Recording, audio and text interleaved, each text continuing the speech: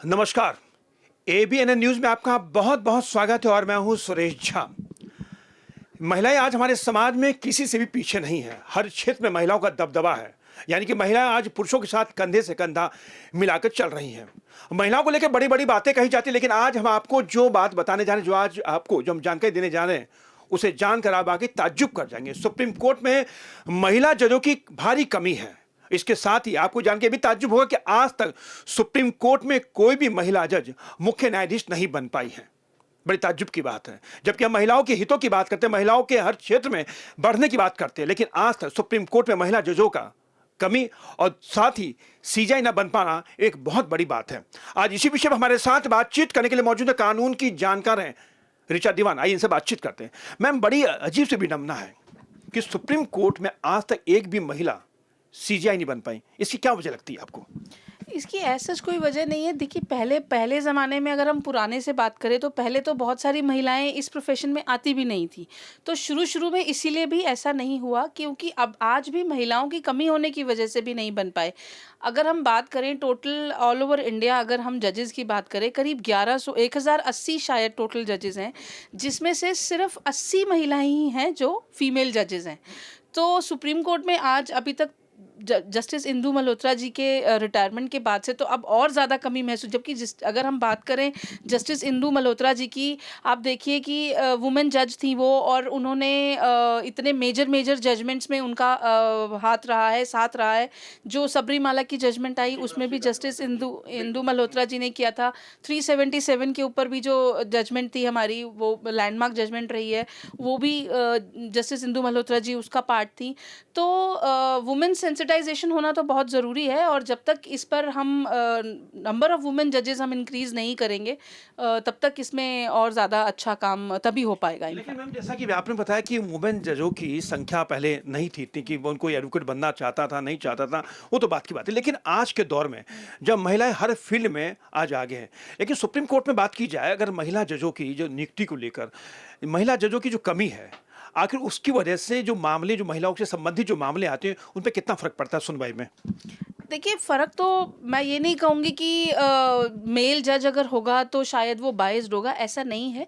लेकिन हाँ, अगर महिला जज होती है और महिलाओं के मामले हैं, तो जो महिला होती है जिसके मामले हैं, जो कोर्ट में कंप्लेंट्स लेकर आ रही हैं, वो बहुत एक कंफर्ट लेवल महसूस करती हैं, क्योंकि शायद वो कंप्लेनेंट समझ पाती है कि मेरी जो बात है वो अगर एक फीमेल जज है वो जल्दी समझेगी। इस पर ऑलरेडी काम होना शुरू हो चुका है।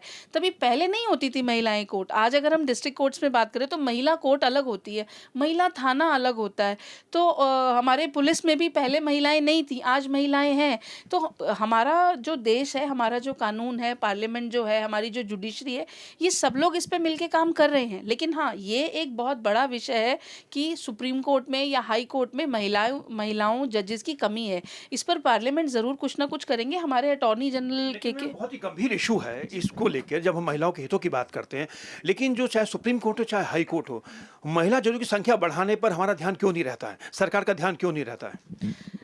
देखिए, अब सरकार का ध्यान तो है, लेकिन अब अगर लोग जब तक आगे बढ़ेंगे नहीं, अब जैसे मैं भी एक महिला हूँ, मतलब हम जब तक लोग इस प्रोफेशन में आएंगे नहीं, लोग इस प्रोफेशन से डरेंगे। कई बार ऐसा होता है कि जैसे जैसे अब अगर हम बात करें कि मैंने बोला कि 1080 टोटल जजेस हैं, उसमें से 80 महिलाएं हैं, तो ऐसा नहीं कि सिलेक्शन के टाइम पे कोई डिस्क्रिमिनेशन किया जाता है, लेकिन एप्लीकेशंस भी तो उतनी आनी चाहिए। पर हाँ, अब अगर ज़्यादा इसको हम अवेयरनेस ज़्यादा फैलाएंगे, ज़्यादा महिलाओं के लिए ईजी रखेंगे। अब जैसे एक छोटी सी बात है, हम सोचते, अभी बातचीत ये भी चल रही है कि सुप्रीम कोर्ट में धीरे धीरे जो महिलाएं जजेस हैं उनके लिए, उनके बच्चों के लिए यहाँ पर एक डे केयर भी सेटअप किया जाए। ये सब चीज़ें इसीलिए हो रही हैं ताकि महिलाएं स्टेप फॉरवर्ड करें, आएँ इसमें आगे, ज़्यादा अप्लाई करें, तो तभी फिर उसमें भी आगे काम होगा। सरकार चाहे कि सरकार इनिशिएटिव कदम उठाए महिला जजों की संख्या बढ़ाने में, तो मुझे लगता नहीं कोई दिक्कत आएगी इसके अंदर। कोई दिक्कत नहीं आएगी, और पार्लियामेंट ज़रूर इस पे काम करेगी।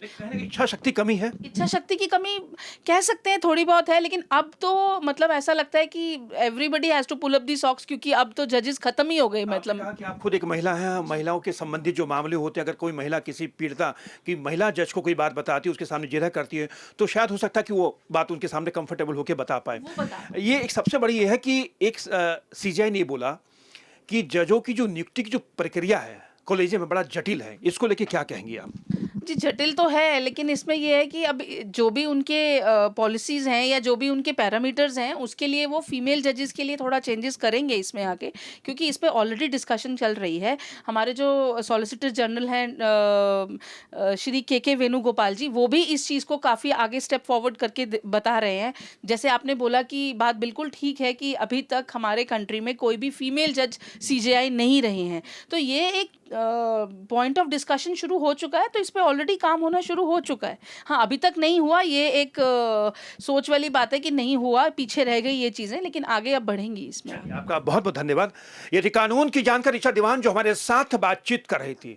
सुप्रीम कोर्ट में महिला जजों की भारी कमी है, ये बात नहीं कि सरकार जानती नहीं है, सब जानती है, लेकिन उसके बावजूद महिला जजों की संख्या ना बढ़ाना कहीं ना कुछ और दर्शाता है। और साथ ही इसके साथ ही जो सबसे बड़ी बात है कि आज तक सुप्रीम कोर्ट में मुख्य न्यायाधीश कोई भी महिला जज नहीं बन पाई है, और वो कैसे बनेगी, क्या बनेगी, वो तो कहना मुश्किल है। लेकिन कहीं ना कहीं अगर महिलाओं को हम आगे बढ़ने की बात कहते हैं, तो न्यायिक क्षेत्र में भी महिलाओं को आगे बढ़ाने की जिम्मेदारी केंद्र सरकार की है। उनको अपनी जिम्मेदारी ठीक से निर्वाह करनी चाहिए। कैमरा पर्सन राहुल के साथ सुरेश झा, ABN न्यूज, दिल्ली।